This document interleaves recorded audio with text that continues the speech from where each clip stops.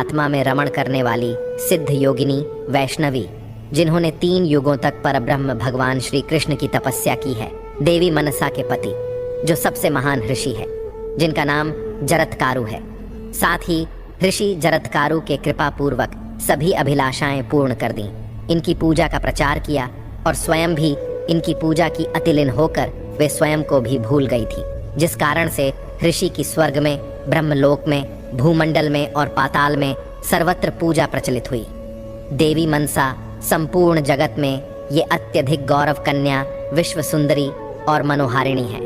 साध्वी देवी मनसा अपने पति की सर्वश्रेष्ठ सेवा करने से उन्हें जगत गौरी के नाम से विख्यात होकर सम्मान प्राप्त करती है। भगवान शिव से शिक्षा प्राप्त करने के कारण ये देवी शैवी भी कहलाती हैं। भगवान श्री विष्णु जी की मनसा देवी अनन्य उपासिका है, इसलिए इन्हें वैष्णवी भी कहते हैं। महाभारत गुरुवंश के अर्जुन पौत्र राजा जनमेजय के यज्ञ में इन्हीं के सत प्रयत्न से नागों के प्राणों की रक्षा हुई थी, जिस कारण से इनका नाम नागेश्वरी और नागभगिनी पड़ गया। विष का संहार करने में परम समर्थ होने से इनका एक नाम विषहरी भी है। इन्हें भगवान शिव शंकर से योग सिद्धि प्राप्त हुई थी, इसलिए इन्हें सिद्ध योगिनी भी कहते हैं। देवी मनसा ने भगवान शिव शंकर से महान गोपनीय ज्ञान एवं मृत संजीवनी नामक उत्तम विद्या प्राप्त की है। इस कारण विद्वान पुरुष इन्हें महाज्ञानयुता भी कहते हैं। मनसा परम तपस्विनी देवी मुनिवर आस्तिक की माता है, सो इन्हें जगत में सुप्रतिष्ठित होकर आस्तिक माता नाम से जाना जाता है। जगत पूज्य योगी महात्मा मुनिवर जरत्कारु की प्यारी पत्नी होने के कारण ये जरत्कारु प्रिया नाम से विख्यात हुई। साथ ही देवी मनसा की इन 12 नामों से विश्व इनकी पूजा करता है, जो है जरत्कारुरीता, जगत गौरी, मनसा, सिद्ध योगिनी, वैष्णवी, नागभगिनी, शैवी, नागेश्वरी, जरत्कारु प्रिया, आस्तिक माता, विषहरी और महाज्ञानयुता। जो भी पुरुष पूजा के समय इन 12 नामों का पाठ करता है, उसे तथा उसके वंशज को कभी भी सर्प का भय नहीं हो सकता। जिस नगर में नागों का भय हो, जिस भवन में बहुत से नाग भरे हों, या फिर कोई जगह है जो नागों से युक्त होने के कारण जो महान दारुण स्थान बन गया हो, तथा जो नागों से वेष्टित हो, वहां भी पुरुष इस स्तोत्र का पाठ करके सर्प के भय से मुक्त हो जाता है। इसमें कोई संशय नहीं है। जो नित्य इस मंत्र रूपी नामों का पाठ करता है, उसे देखकर नाग भाग जाते हैं। 10 लाख बार पाठ करने से यह स्तोत्र मनुष्यों के लिए सिद्ध हो जाता है। जो भी मनुष्य इस स्तोत्र से सिद्ध हो गया, वह विष भक्षण करने तथा नागों को भूषण बनाकर नाग पर सवारी करने में भी समर्थ हो सकता है। वह नागासन, नागतल्प तथा महान नाग विद्याओं से सिद्ध हो जाता है। मित्रों, अब हम देवी मनसा की पूजा का विधान तथा साम वेदोक्त के बारे में जानते हैं। भगवती मनसा श्वेत चंपक पुष्प के समान वर्ण वाली हैं। इनका विग्रह रत्नमय भूषणों से विभूषित है। अग्नि के शुद्ध वस्त्र इनके शरीर की शोभा बढ़ा रहे हैं। इन्होंने सर्पों का यज्ञोपवीत धारण कर रखा है। महान ज्ञान से संपन्न होने के कारण प्रसिद्ध ज्ञानियों में भी ये प्रमुख मानी जाती है। यह देवी सिद्ध पुरुषों की अधिष्ठात्री है, सिद्धि प्रदान करने वाली है। हमें भी मनोभाव से भगवती मनसा की उपासना करनी चाहिए। इस प्रकार ध्यान करके मूल मंत्र से भगवती की पूजा करनी चाहिए। अनेक प्रकार के नैवेद्य तथा गंध पुष्प और अनुलेपन से देवी की पूजा होती है। सभी उपचार मूल मंत्र को पढ़कर अर्पण करने चाहिए। अब हम देवी के मूल मंत्र के बारे में जानते हैं, जिसका नाम है ओम मूल कल्पतरु। यह सुसिद्ध मंत्र है। इसमें 12 अक्षर हैं। इसका वर्णन वेद में भी मिलता है। यह भक्तों के मनोरथ को पूर्ण और अनवांछित फल प्रदान करने वाला है। यह मंत्र इस प्रकार है, ओम ह्रीं श्रीं क्लीं ऐं मनसा देव्यै स्वाहा। 5 लाख बार मंत्र का जप करने से यह मंत्र सिद्ध हो जाता है। जिसे इस मंत्र की सिद्धि प्राप्त हो गई, वह धरती लोक पर सिद्ध पुरुष बन जाता है। उसके लिए किसी भी प्रकार का विष भी अमृत के समान हो जाता है। उस पुरुष की धन्वंतरी से तुलना की जा सकती है। जो भी पुरुष आषाढ़ माह की संक्रांति के दिन गुड़ा कपास या सेनहुड़ नामक वृक्ष की शाखा पर सच्चे मनोभाव से भगवती मनसा का आवाहन करके भक्ति भाव के साथ पूजा करता है, तथा मनसा पंचमी के दिन ब्रह्म मुहूर्त पर पूजा करता है, वह अवश्य ही धनवान, पुत्रवान और कीर्तिमान होता है। मित्रों, प्राचीन समय की बात है, भूमंडल के सभी मानव नागों के भय से आक्रांत हो गए थे। नाग जिन्हें काटते थे वे जीवित कभी भी नहीं बचते थे। यह देख और सुनकर कश्यप जी भी बहुत भयभीत हो गए। अतः ब्रह्मा जी के अनुरोध से उन्होंने सर्प भय निवारक मंत्रों की रचना की। ब्रह्मा जी के उपदेश अनुसार वेद बीज मंत्रों की रचना हुई। साथ ही ब्रह्मा जी ने अपने मन से उत्पन्न करके देवी मनसा को इस मंत्र की अधिष्ठात्री देवी बना दिया। तपस्या तथा मनस से प्रकट होने के कारण ये देवी मनसा नाम से विख्यात हुई। कुमारी अवस्था में ही ये भगवान शंकर के धाम कैलाश में चली गई थी, इसलिए इन्हें भगवान शिव की पुत्री भी कहते हैं। कैलाश में पहुंचकर इन्होंने भक्तिपूर्वक भगवान चंद्रशेखर की पूजा करके उनकी स्तुति की। मुनि कुमारी मनसा ने देवताओं के वर्ष से लेकर 1000 वर्षों तक भगवान शंकर की उपासना की थी। तदनंतर भगवान आशुतोष इन पर प्रसन्न हो गए। भगवान शिव शंकर ने प्रसन्न होकर इन्हें महान ज्ञान प्रदान किया, साथ ही सामवेद का अध्ययन करवाया और भगवान श्री कृष्ण के कल्प वृक्ष रूप अष्टाक्षर मंत्र का भी उपदेश किया था। इस मंत्र का रूप ऐसा है: श्रीं ह्रीं क्लीं कृष्णाय नमः। भगवान शंकर की कृपा से जब मुनि कुमारी मनसा को उक्त मंत्र के साथ त्रैलोक्य मंगल नामक कवच पूजन का क्रम, सर्वमान्य स्तवन, भुवन पावन ध्यान, सर्वसम्मत वेदोक्त पुरस्चरण का नियम तथा मृत्युंजय मंत्र का भी ज्ञान प्राप्त हो गया। इसके बाद साध्वी मनसा भगवान शिव से आज्ञा लेकर हिमालय के पुष्कर क्षेत्र में तपस्या करने के लिए चली गई।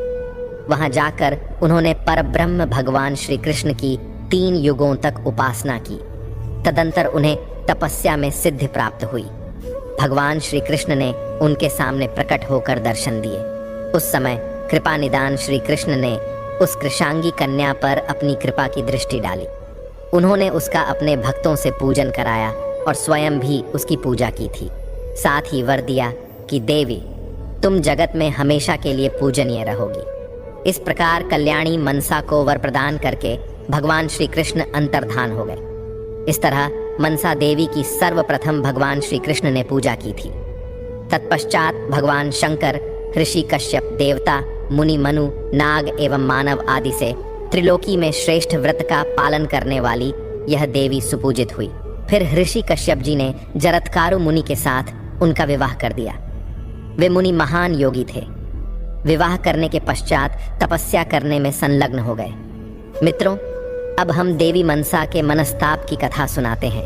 एक दिन की बात है, जब पुष्कर क्षेत्र में एक वट वृक्ष के नीचे देवी जरत्कारु की जांघ पर सिर रख कर लेट गए थे और उन्हें गहरी नींद आ गई। इतने में संध्या काल होने को आया। सूर्यास्त का समय हो रहा था। उस समय सारे ऋषि मुनि संध्या काल में प्रार्थना कर अपने दिन की समाप्ति करते थे। साथ ही ऐसा भी नियम है कि जो प्रातः और सायंकाल की संध्या के समय पर पूजा एवं प्रार्थना नहीं करता, वह अपवित्र होकर पाप का भागी होता है। देवी मनसा परम साध्वी एवं पतिव्रता थी। उसके मन में विचार आया कि यदि मेरे पति सोए ही रह जाते हैं तो इन्हें पाप लग जाएगा। इसीलिए उस देवी मनसा ने पतिदेव को जगा दिया। किंतु मुनिवर जरत्कारु जगने पर क्रोध से भर गए और मुनि ने कहा कि हे साध्वी, मैं सुखपूर्वक सो रहा था, तुमने मेरी निद्रा क्यों भंग कर दी? जो स्त्री अपने स्वामी का अपकार करती है, उसके व्रत, तपस्या, उपवास और दान आदि सभी का सत्कर्म व्यर्थ हो जाते हैं। अपने स्वामी का अप्रिय करने वाली स्त्री किसी भी सत्कर्म का फल नहीं प्राप्त कर सकती। ऐसा कहकर उसे प्रताड़ित किया। साथ ही कहने लगे कि संपूर्ण दान, यज्ञ, तीर्थ सेवन, व्रत, तप, उपवास, धर्म, सत्य और देव पूजन, ये सब के सब स्वामी की सेवा की 16वीं कला की भी तुलना नहीं कर सकते हैं।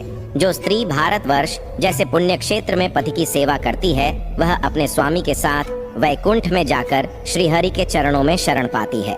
हे साध्वी, जो असत कुल में उत्पन्न स्त्री अपने स्वामी के प्रतिकूल आचरण करती तथा उसके प्रति कटु वचन बोलती है, वह कुंभी पाकम नरक में सूर्य और चंद्रमा की आयु पर्यंत वास करती है। तदनंतर चांडाल के घर में उसका जन्म होता है और पति एवं पुत्र के सुख से भी वंचित रहती हैं। यूं कहकर वे चुप हो गए। तब साध्वी देवी मनसा भय से कांपने लगी और उन्होंने पतिदेव से कहा, उत्तम व्रत का पालन करने वाले महाभाग, आपकी संध्योपासना का लोप न हो जाए, इसी भय से मैंने आपको जगा दिया है। यह मेरा दोष अवश्य है। यह कहकर देवी मनसा भक्तिपूर्वक अपने स्वामी जरत्कारु मुनि के चरण कमलों में पड़ गई। उस समय अति क्रोध के आवेश में आकर मुनि जरत्कारु सूर्य को भी शाप देने के लिए उद्यत हो गए, किंतु तभी नारद मुनि उन्हें देखकर स्वयं भगवान सूर्य देव और संध्या देवी को साथ लेकर वहां आए और भयभीत होकर विनय पूर्वक मुनिवर जरत्कारु से आदर पूर्वक बातें कर क्रोध को वश में करने के बारे में बोलने लगे। फिर सूर्य देव ने कहा, भगवान, आप परम शक्तिशाली ब्राह्मण हैं। संध्या का समय देखकर धर्म लोप हो जाने के भय से इस साध्वी मनसा देवी ने आपको जगा दिया। मुनिवर, मैं आपकी शरण में उपस्थित हूँ। मुझे अकारण शाप देना आपके लिए उचित नहीं है। ब्राह्मणों का हृदय सदा नवनीत के समान कोमल होता है। ब्राह्मण चाहें तो पुनः सृष्टि की निर्मिति अपने तपोबल से कर सकते हैं। इनसे बढ़कर तेजस्वी दूसरा कोई है ही नहीं। ब्रह्म ज्योति ब्राह्मण के द्वारा निरंतर सनातन भगवान श्री कृष्ण की आराधना होती है। सूर्यदेव के उपर्युक्त वचन सुनकर मुनि जरत्कारु प्रसन्न हो गए। उनसे आशीर्वाद लेकर सूर्यदेव वापस चले गए। अपनी स्वयं की प्रतिज्ञा की रक्षा के लिए मुनि जरत्कारु ने देवी मनसा का त्याग कर दिया। मित्रों, उस समय देवी के शोक की सीमा नहीं रही। दुख के कारण उनका हृदय क्षुब्ध हो उठा था। वे बहुत रो रही थीं। उस विपत्ति के अवसर पर भय से व्याकुल होकर देवी ने अपने गुरुदेव शंकर, इष्ट देवता ब्रह्मा और श्री हरि तथा जन्मदाता कश्यप जी का स्मरण किया। देवी मनसा के चिंतन करने पर तुरंत ही भगवान श्री कृष्ण, शंकर, ब्रह्मा और कश्यप मुनि वहां प्रकट हो गए। प्रकृति से परे निर्गुण पर ब्रह्म भगवान श्री कृष्ण मुनि वर जरत्कारु के अभीष्ट देवता थे। उनके दर्शन पाकर परम भक्ति के साथ मुनि जरत्कारु बार बार प्रणाम करके उनकी स्तुति करने लगे। फिर भगवान शंकर, ब्रह्मा और कश्यप को भी नमस्कार किया और उनसे पूछा, आप लोगों का यहाँ कैसे पधारना हुआ है? मुनिवर जरत्कारु की बात सुनकर ब्रह्मा जी ने समयोचित बातें कहीं।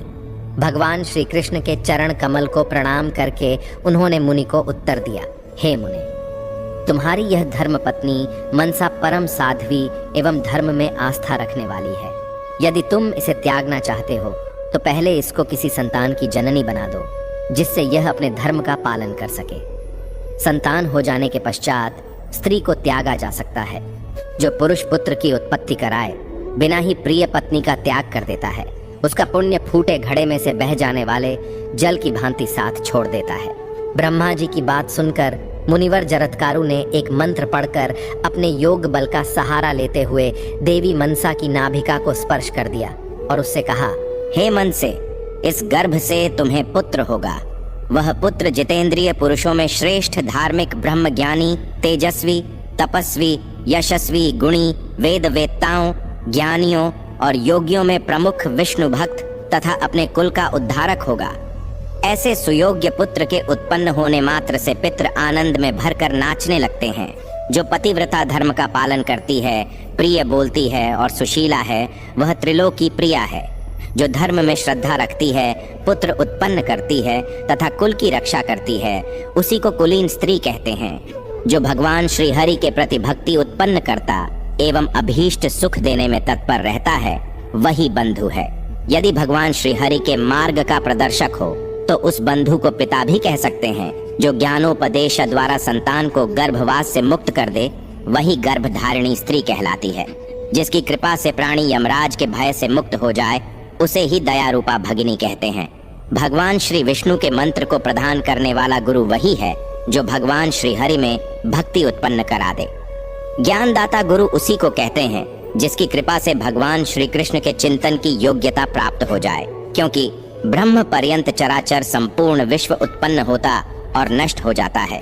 वेद अथवा यज्ञ से जो कुछ सार्थत्व निकलता है, वह यही है कि भगवान श्री हरि का स्मरण किया जाए। यही तो तत्वों का भी तत्व है। भगवान श्री हरि की उपासना के अतिरिक्त सब कुछ केवल विडंबना मात्र है। मैंने तुम्हें यथार्थ ज्ञानोपदेश कर दिया, क्योंकि स्वामी भी वही कहलाता है जो ज्ञान प्रदान कर दे। ज्ञान के द्वारा बंधन से मुक्त करने वाला स्वामी माना जाता है, और वही यदि बंधन में डालता है तो वह शत्रु है। जो गुरु भगवान श्री हरि में भक्ति उत्पन्न करने वाला ज्ञान नहीं देता उसे ही शिष्य घाती कहते हैं, क्योंकि वह शिष्य को बंधन मुक्त नहीं कर सकता। जो जननी के गर्भ में रहने के क्लेश से तथा यमयातना से मुक्त नहीं कर सकता उसे गुरु, तात और बांधव कैसे कहा जाए। भगवान श्री कृष्ण का सनातन मार्ग परमानंद स्वरूप है। जो निरंतर ऐसे मार्ग का प्रदर्शन नहीं कराता वह मनुष्यों के लिए कैसा बांधव है। अतः साध्वी देवी मनसा, तुम निर्गुण एवं अच्युत ब्रह्म भगवान श्री कृष्ण की उपासना करो। इनकी उपासना से पुरुषों के सारे कर्म मूल कट जाते हैं। प्रिय, मैंने जो तुम्हारा त्याग कर दिया है इस अपराध को क्षमा करो। हे साध्वी देवी मनसा, स्त्रियां क्षमा परायण होती हैं। सत्व गुण के प्रभाव से उनमें क्रोध नहीं रहता। हे देवी, मैं तपस्या करने के लिए पुष्कर क्षेत्र में जा रहा हूँ। तुम भी सुखपूर्वक यहाँ से जा सकती हो, क्योंकि निस्पर्शी पुरुषों के लिए एकमात्र मनोरथ यही है कि वे भगवान श्री कृष्ण के चरण कमल की उपासना में लग जाए। मुनिवर जरत्कारु का यह वचन सुनकर देवी मनसा शोक से आतुर हो गई। उसकी आंखों में आंसू भर आए। उसने विनय भाव प्रदर्शित करते हुए अपने प्राण प्रिय पति देव से कहा, हे प्राणनाथ, मैंने आपकी निद्रा भंग कर दी। यह मेरा दोष नहीं कहा जा सकता। जिससे आप मेरा त्याग कर रहे हैं, आपसे यही मेरी प्रार्थना है कि जहाँ मैं आपका स्मरण करूं, वहीं आप मुझे दर्शन देने की कृपा कीजिएगा। पतिव्रता स्त्रियों के लिए 100 पुत्रों से भी अधिक प्रेम का प्रतीक अपना पति होता है। पति स्त्रियों के लिए सभी प्रकार से प्रिय है। साथ ही विद्वान पुरुषों ने पति को प्रिय की संज्ञा दी है।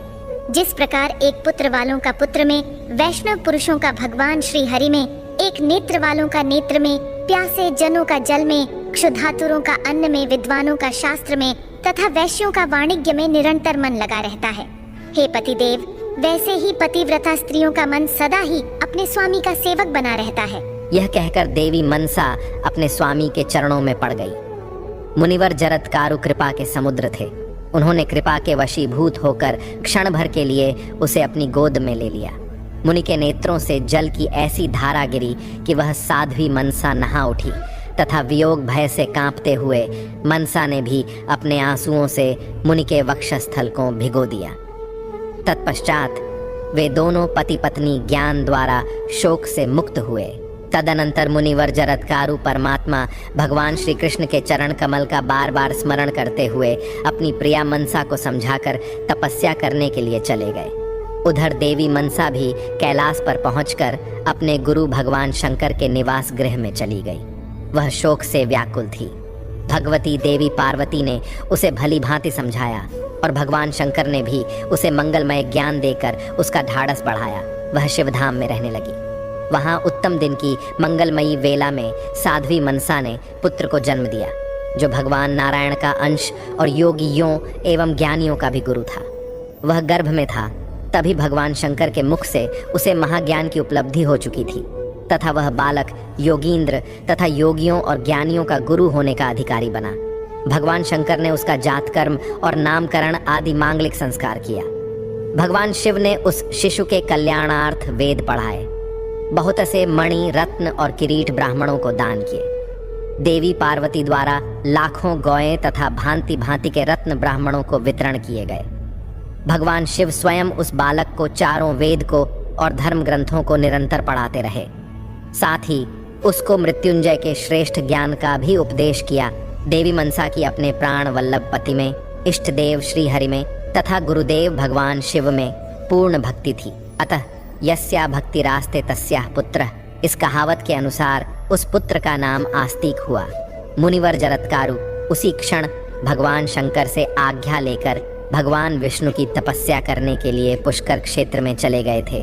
उन तपोधन मुनि ने परमात्मा श्री कृष्ण का महामंत्र प्राप्त करके दीर्घ काल तक तप किया। फिर वे महान योगी मुनि भगवान शंकर को प्रणाम करने के विचार से कैलाश पर आए। तब भगवान शंकर को नमस्कार करके कुछ समय के लिए वहीं रुक भी गए। तब तक वह बालक भी वहीं था। उस समय देवी मनसा उस बालक को लेकर अपने पिता कश्यप मुनि के आश्रम में चली आई। उस समय पुत्रवती कन्या को देखकर प्रजापति कश्यप के मन में अपार हर्ष हुआ। उस अवसर पर प्रजापति ने ब्राह्मणों को प्रचुर रत्न दान किए। शिशु के कल्याणार्थ असंख्य ब्राह्मणों को भोजन कराया। मुनि कश्यप जी की दिति अदिति तथा अन्य भी जितनी पत्नियां थीं, उनके मन में भी बड़ी प्रसन्नता हुई। उनकी वह कन्या देवी मनसा पुत्र के साथ सुदीर्घ काल तक उस आश्रम पर ठहरी रही। मित्रों, अब हम महाभारत के अंतिम चरण की कहानी जानते हैं। अभिमन्यु कुमार राजा परीक्षित को ब्राह्मण का शाप लग गया था, जो श्रृंगी आशी ने कौशिकी का जल हाथ में लेकर शाप दे दिया कि 1 सप्ताह के बीतते ही तक्षक सर्प तुम्हें काट खाएगा। उसी शाप के अनुसार तक्षक नाग ने 7वें दिन उन्हें डंस लिया, जिससे राजा परीक्षित शरीर त्याग कर परलोक चले गए। उनके पुत्र जन्मेजय ने अपने पिता का दाह संस्कार कराया और अपने पिता की मृत्यु का बदला लेने हेतु महाराज जन्मेजय ने सर्पसत्र यज्ञ का आरंभ किया। ब्रह्मतेज के कारण कई सारे सर्पों के झुंड अपने प्राणों से हाथ धोने लगे, जिस कारण से तक्षक नाग भय से घबराकर इंद्रदेव की शरण में चला गया। तब ब्राह्मण मंडली इंद्र सहित तक्षक को होम देने के लिए उत्तेजित हो गई। ऐसी स्थिति में इंद्रदेव के साथ देवता भगवती मनसा के पास गए। उस समय इंद्रदेव भी भय से अधीर हो उठे थे। उन्होंने भगवती मनसा की स्तुति की और फलस्वरूप मुनिवर आस्तिक माता की आज्ञा से राजा जन्मेजय के यज्ञ में आए। उन्होंने जन्मेजय से इंद्रदेव और तक्षक के प्राणों की याचना की। ब्राह्मणों की आज्ञा अथवा कृपावश राजा ने वर दे दिया और यज्ञ की पूर्णाहुति कर दी गई। सुप्रसन्न राजा द्वारा ब्राह्मण यज्ञांत दक्षिणा पा गए। तत्पश्चात ब्राह्मण देवता और मुनि सभी देवी मनसा के पास गए तथा सबने अपने अपने तरफ से देवी मनसा की पूजा और स्तुति की। इंद्रदेव ने पवित्र हो श्रेष्ठ सामग्रियों को लेकर उनके द्वारा देवी मनसा का पूजन किया। फिर वे भक्ति पूर्वक नित्य पूजा करने लगे। देवी मनसा की अर्चना करने के पश्चात ब्रह्मा, विष्णु एवं शिव के आज्ञानुसार संतुष्ट होकर सभी देवता अपने स्थानों पर चले गए। तो प्रिय दर्शकों, आपको यह कथा कैसी लगी? कमेंट करके अवश्य बताएं। जानकारी अच्छी लगी तो वीडियो को लाइक जरूर करें और कमेंट में हर हर महादेव, जय श्री हरि विष्णु अवश्य लिखें।